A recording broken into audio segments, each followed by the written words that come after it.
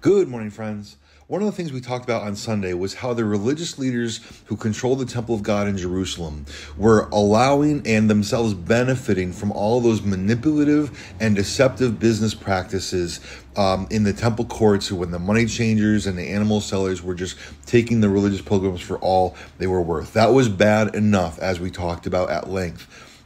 But also there was the fact that they were doing all of that in the temple court at all. Because even if all the business that was being done was on the up and up, it should not have been done within the temple courts at all.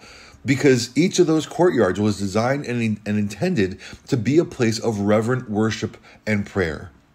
So had their business practices been done with integrity, had the original purposes of facilitating the pilgrims' worship rather than trying to take those pilgrims for all they were worth, even if that had been upheld and done appropriately, and if they had designated an area outside the temple courts and done it out there, then everything would have been fine. But unfortunately, that's not what the religious leaders of that day were doing. And it's worth noting that in terms of all this commerce, all this trade, the money changers, the animal vendors, that they set up shop, as it were, not in the court of Israel, in that main central court. They didn't set up shop in the court of women, okay, because those are the two places where all the Jewish people could go. Instead, they set everything up in the court of the Gentiles. As we mentioned Sunday, the Jewish religious leaders were depriving the Gentile worshipers of God their own place to pray and present themselves to the Lord in worship. And it's not hard, unfortunately, to understand why they were doing this, because they didn't like the Gentiles.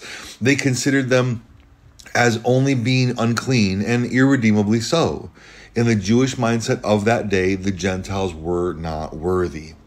And yet we know the truth, that God is willing to show mercy even to the Gentiles. You might even remember that one of the occasions where the people got really mad at Jesus in his travels and his ministry, and actually was in his hometown of Nazareth that this happened. They wanted to kill him on the spot, and the reason was because he reminded them of the fact that God had been merciful to Gentiles in the past, even when he hadn't chosen to be merciful to the actual people of Israel. In Luke, I believe it's chapter 3, verse 25 and following, Jesus says, "But in truth, I tell you, there were many widows in Israel in the days of Elijah, when the heavens were shut up 3 years and 6 months, and a great famine came over all the land. And Elijah was sent to none of them," meaning none of the widows of Israel, "but only to Zarephath in the land of Sidon, to a woman who was a widow." So he points out that there was plenty of opportunities, and God could have chosen to send the prophet to one of the widows of Israel, but he didn't. He sent the prophet to a person outside of Israel, a Gentile, this widow named Zarephath. He goes on to say, "And there were many lepers in Israel in the time of the prophet Elisha, and none of them were cleansed, but only Naaman the Syrian." And so this reminder of the fact that God was actually intentionally merciful to these Gentile people, but even when he wasn't to the Israel people, that got people really mad because of the way they felt about the Gentiles, and that led them to be so angry that they tried to throw Jesus off a cliff then and there. And so it's not at all a stretch to conclude that, yes, there was this outermost courtyard in the temple complex designated for Gentile worshipers. But when the religious leaders saw their need to have a marketplace for all this activity, which again, in and of itself was not a bad thing, well, they figured, let's just put it there in the court of the Gentiles, because after all, who cares about the Gentiles? But the answer is, God cares. Because as both God himself declared to Moses, and as the Apostle Paul reminds us in Romans, God will have mercy on whom he wishes to have mercy.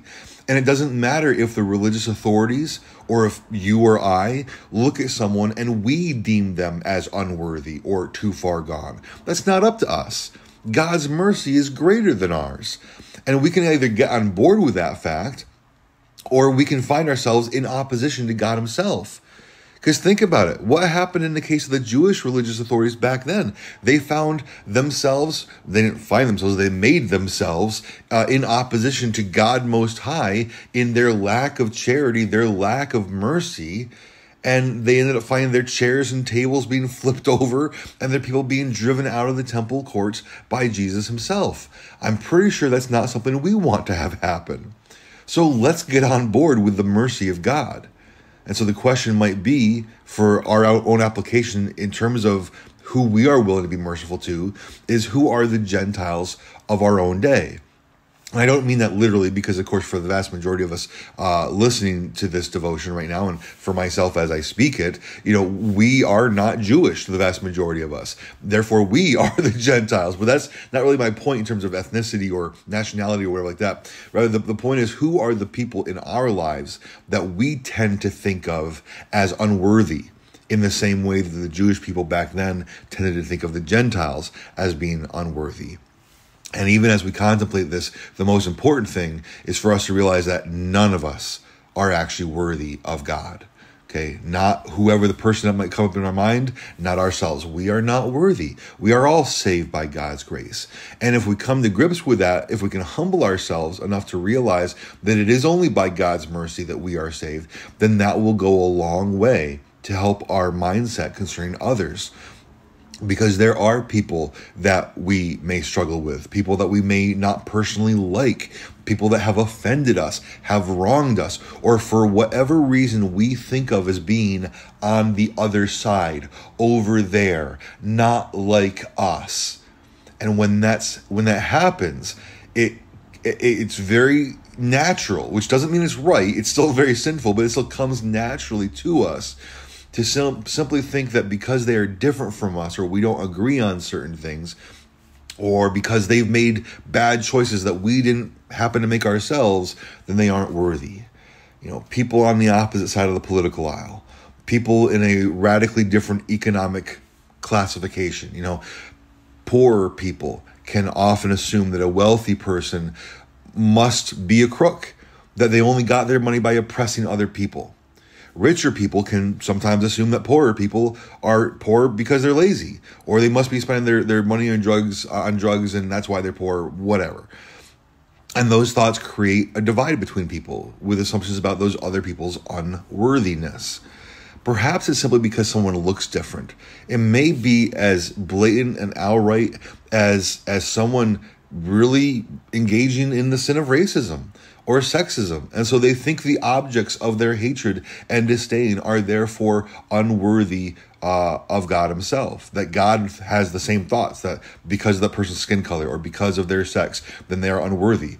But in all of these things, we must remember that whoever we may struggle with, they were created in the image of God, the exact same way we were. Rich, poor, man, woman, black, white, whatever other variable you might want to consider, they were all created in the image of God. And we all struggle with the same basic problem of sin and our need for salvation. And we all can equally be the target of God's mercy and grace. So we dare not trample over any of those folks with the mindset of, well, who cares about them? Because God does. And God will have mercy on whom he desires to have mercy, even if that person happens to belong to one of those classes of people that you or I don't like.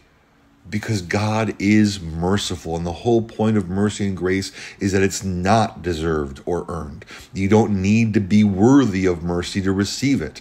And thank the Lord for that fact, because again, if you had to be worthy in order to receive God's mercy or grace, then none of us could be saved. We'd all be doomed.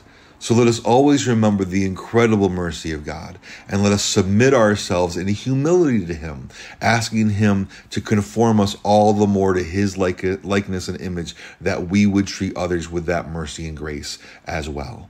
With that, I pray you have a good and godly day, and Lord willing, I'll see you soon.